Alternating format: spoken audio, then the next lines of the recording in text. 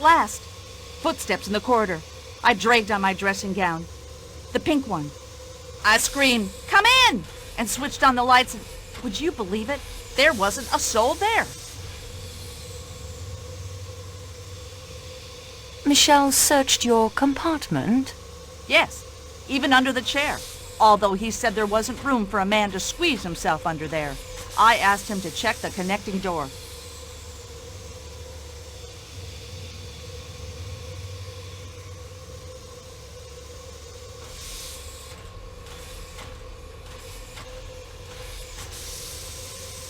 Michel opened your door and entered?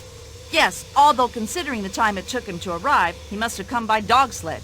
He seemed to imagine I dreamt the whole thing. I tell you here and now, I'm not one to imagine things.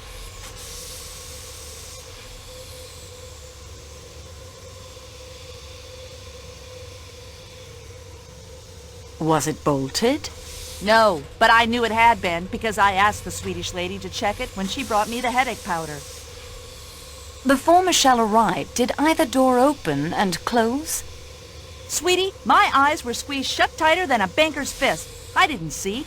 And with the bell making all that racket, the intruder could have dynamited a hole in the wall, and I wouldn't have heard it. Do you remember the Armstrong kidnapping? I'll say I do. How that wretch that did it escape scot-free, I'll never understand. I'd have liked to get my hands on him. You could have, madam, when the connecting door was unbolted. You mean Ratchet was the man?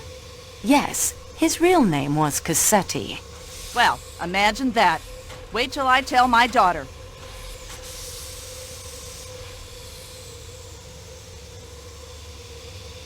Were you acquainted with the Armstrong family? Well, they were from New York, too. But no, they moved in a very exclusive circle. I've always heard that Mrs. Armstrong was a perfectly lovely woman and that her husband worshipped her. It was all incredibly sad. I would like to dust the doorknob of the connecting door for fingerprints. My, aren't you the little improviser? Be my guest, sweetie. Search the whole place if you'd like. I need a drink. Mrs. Hubbard, wait. You dropped this. That's not mine. I thought as it has the initial H on it. I've got mine right here. See? It's marked CMH, and it's a sensible thing, not that flimsy, expensive Parisian cambric. What good is a hanky you can't sneeze into? Nothing else to see in there.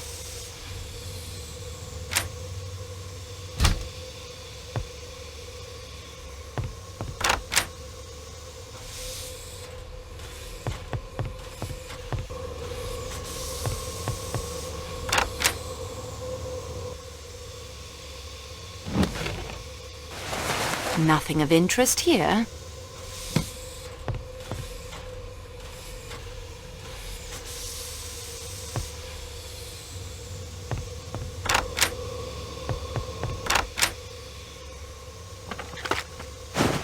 A good idea, but I've come up empty.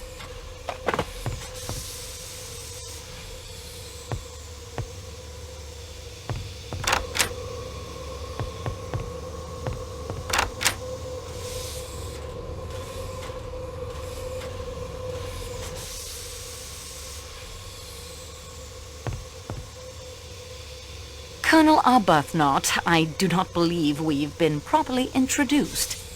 I expect the formalities must be winked at in a case like this, mademoiselle.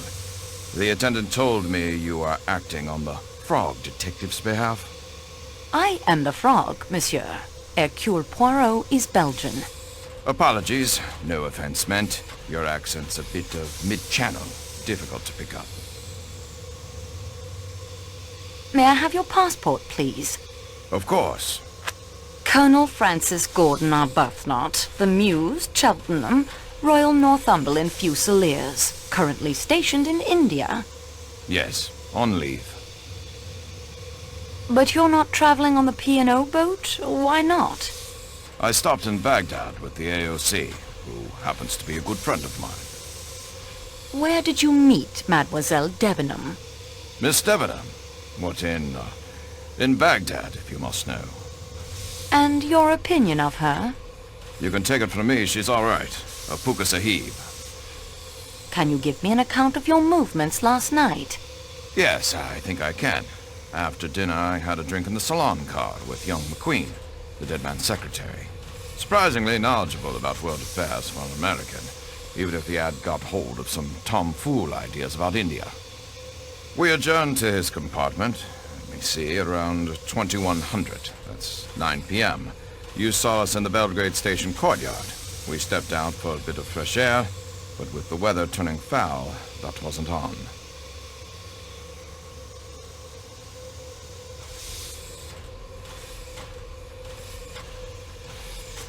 What do you and Monsieur McQueen smoke?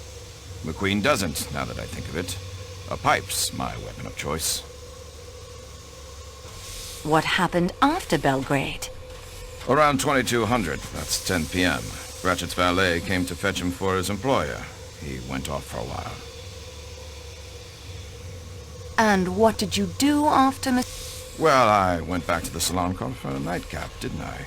I was heading to my compartment when I ran into McQueen. Went off back to his room again to continue the natter. I put him straight on India. Learned a bit about the American stock market. Bloody fool's game, if you ask me. Oh, pardon that is to say, my language. Do not concern yourself. There, you see. Now I can hear the accent. It comes and goes. What time did your discussion of world affairs end? The conversation was so engrossing, by the time I looked at my watch, it was 1:45. McQueen called the attendant to make up his bed. I came back here. Did anyone pass Monsieur McQueen's room while you were talking? A good many people, I should think. I wasn't paying attention. The attendant did at one point, and I think I caught a glimpse of you wandering about. Let us say during the last hour of your conversation. Really, I can't. Colonel, you have the soldier's observation for detail. Hang on. There was a woman, I think. Was this woman young or old? Didn't see her, wasn't looking that way. Just a rustle in a scent. Mademoiselle Debenham? No, I'd recognize. That is to say, it wasn't. No, it was very strong. Fruit or something.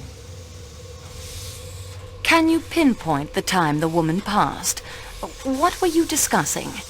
Let's see, I was detailing the other washout. Stalin's 5-year plan was turning out. It must have been within the last half hour. More definite than that, I can't say. Have you ever been in America? Never. Don't want to go. Did you ever know a Colonel Armstrong? Armstrong. I've known 2 or 3 Armstrongs. Selby Armstrong. He was killed on the Somme.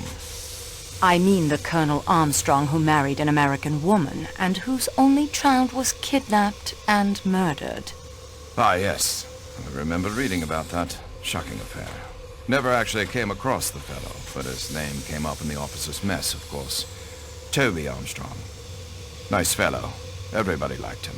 Distinguished career, got the VC, Victoria Cross. The man who was killed last night was the man responsible for the murder of Colonel Armstrong's child. Then in my opinion, the swine got what he deserved. Though I would have preferred to see him properly hanged, or electrocuted, or whatever it is they do over there. Trial by 12 good men and true. Sound system. Anything you can recall from last night that strikes you as suspicious? There was one odd thing. Yes?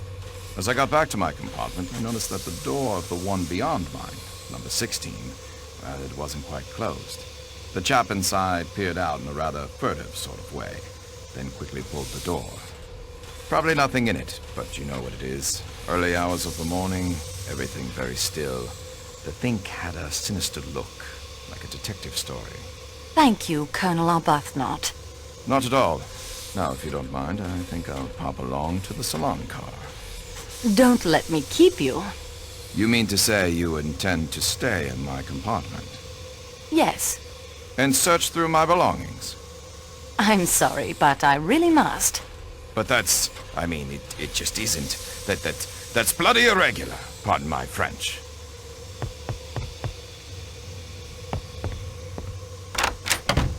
I've already searched it thoroughly.